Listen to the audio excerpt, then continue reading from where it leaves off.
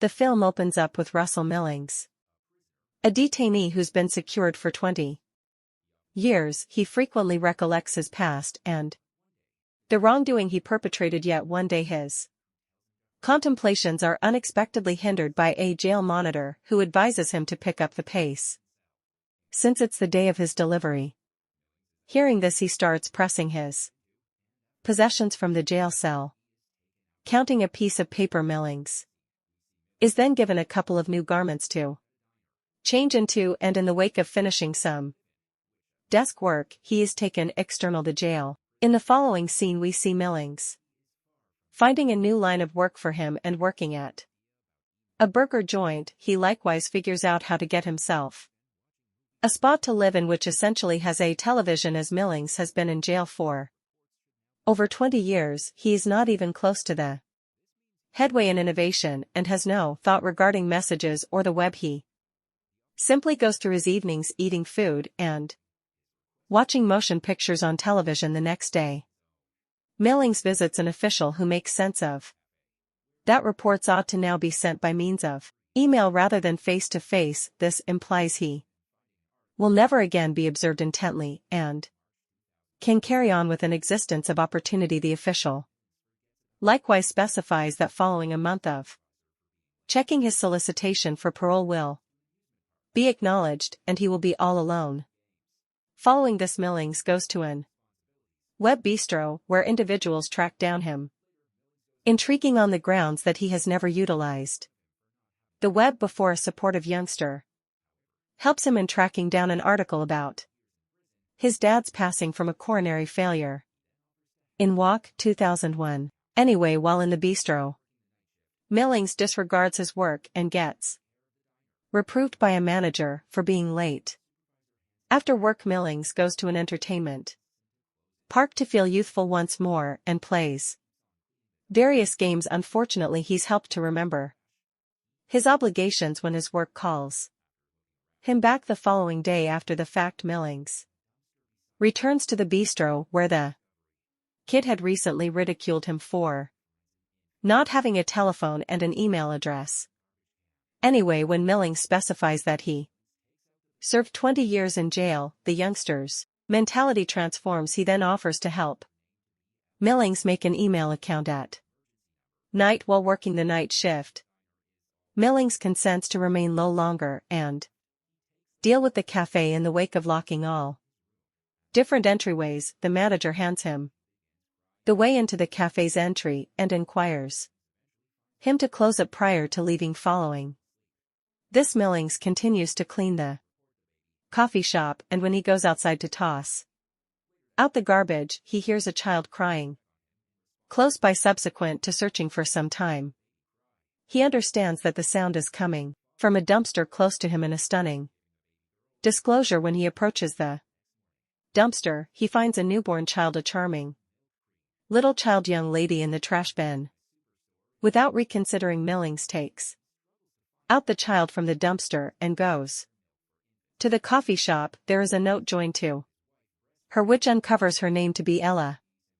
Millings attempts to call a crisis number, however understands that the counter at the coffee shop is now shut, so with no choices left, he takes the child young lady to his home. In his room, when he puts the young lady on his bed, she starts crying. This happens for a really long time. However, Millings at last tracks down an approach to engage her, inciting her to fall. Snoozing, he then considers calling 911 to report the child, yet alters his perspective. Without a moment to spare, soon thereafter several cops showed up to mind him in light of the call he made before they hear the child cry. However, just accept that Millings is the father, so they prompt him on giving the child young lady a stomach rub. The following morning, Ella starts crying and Millings takes care of her some milk cream. Following this, he goes to a close-by superstore in search of packaged milk, battles to find it, so a worker takes him to the part where milk for babies is found. The lady asks Millings on the off chance that his significant other breastfeeds the child. In reaction, he basically says no and leaves. Sentiments then, at that point, rushes home to see Ella. Be that as it may, inadvertently drops every one of some food on the floor. Incredibly, after returning he finds Ella resting discreetly without crying. Inquisitive about the legalities of keeping a found child, Millings goes to the web bistro and explores about it.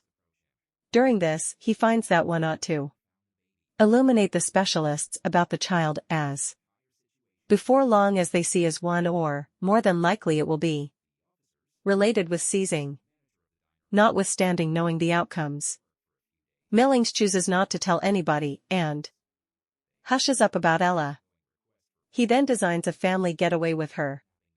What's more, takes her to an ocean side. The two spend their whole day at the ocean side checking out the lovely view and strolling on the wet sand. Anyway, after getting back, Ella tumbles from the bed and gets marginally harmed. This extraordinarily agitates Russell, and he embraces her firmly. The following morning, Millings takes Ella to visit a specialist when an emergency clinic representative approaches Millings and asks about the circumstance. He sincerely uncovers that he tracked down Ella in a dumpster. Tragically, the representative reports what is happening to the police as well as youngster government assistants. In the following scene, the specialists show up at the scene and start addressing Millings. The child is likewise removed, potentially to a child care. As of now, we get to know that Millings has really become appended to the child. Honestly shares all that he knows, like where he tracked down the child and in what circumstance, paying attention to his clarification. One of the officials gives him her card. What's more, requests that he call her assuming he gets any more data. The following day, Millings goes to work like everything seems good. Anyway, while he's engaged in his obligations, 2 or 3 researching officials and his supervisor approach him. They request that he show the dumpster where he viewed the child. Feeling liable, Millings portrays what is happening yet lies about when he tracked down the child. The officials who had previously asked the director of the cafe realize that he's been missing from labor for a couple of days and interrogated him regarding his honesty. They likewise discuss his continuous solicitation for parole and suspect him of abducting the young lady after the officials leave. Processing's manager requests the keys to the burger joint back, causing him to feel humiliated.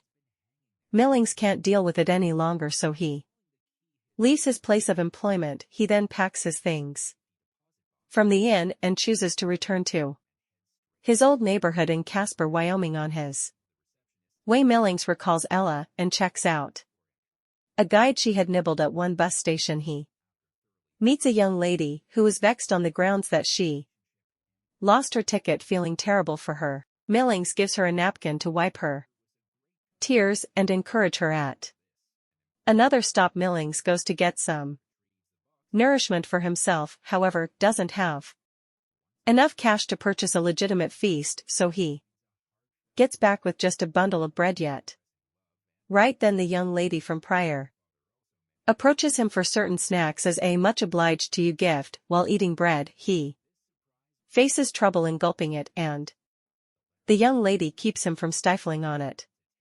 After this, the two get along, and Millings furnishes her with a mustard mayo sandwich. At first, the young lady ridicules it, yet later appreciates having it. The two then, at that point, share their food and live it up together. Later, they present themselves. Also, we get to know that the young lady's name is Diana and that she's ready for business. Like a fire sign going against the norm, Millings is tranquil and humble, like a water sign. The two discussion about their most loved variety films and some more points on the way. Later at night, at the point when they arrive at Denver, Diana gives Millings the location of her siblings' bistro, saying she'll remain there. They then, at that point, shake hands prior to leaving, and Millings proceeds with his excursion alone.